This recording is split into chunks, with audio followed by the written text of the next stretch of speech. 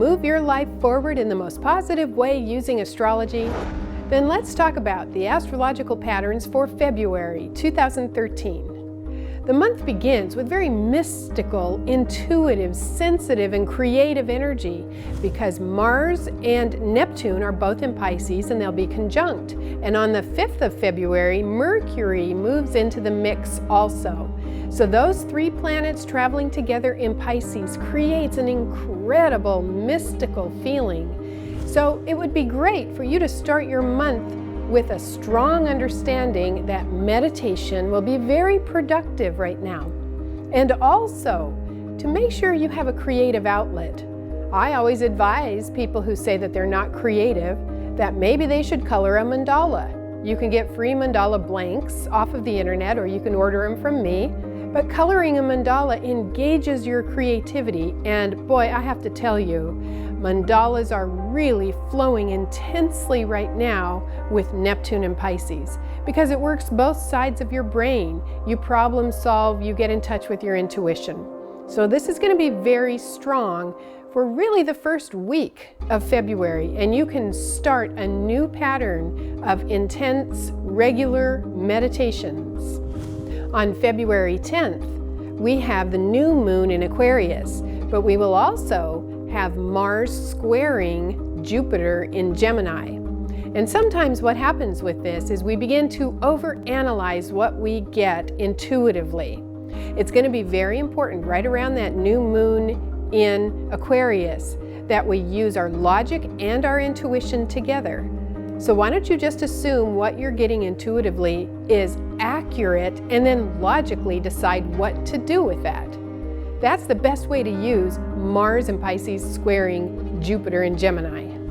And then we have even more mystical energy on the 21st of February when we have the Sun and Neptune conjunct.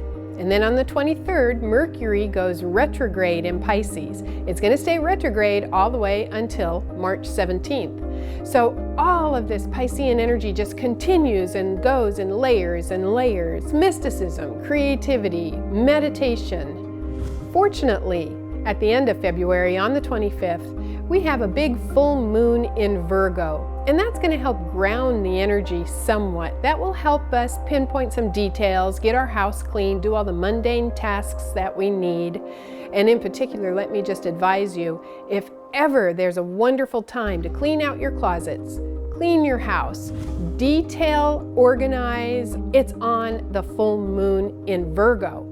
And you can make things beautiful because that's what you're going to need to do with all that Piscean energy that's flowing around at that time. The idea with the full moon in Virgo is to not only clean and organize your house on the physical level, but to also give it a spiritual cleansing too. And in that way, you're using the Sun in Pisces and the moon in Virgo together. Because you know when you clean and organize your house on the physical level, you also spiritually clean it. And it feels wonderful.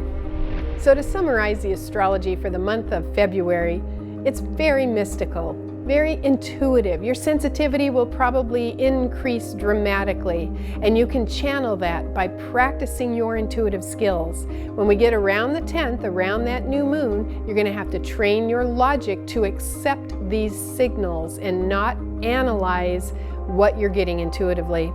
And then we have Mercury retrograde later in the month in the sign Pisces.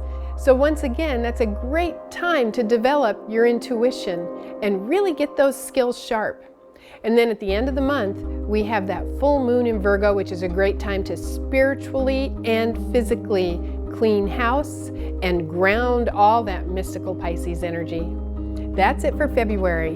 Enjoy this mystical energy. When we talk next month for March, I'll be describing the warrior drive for Aries that's going to come into the picture.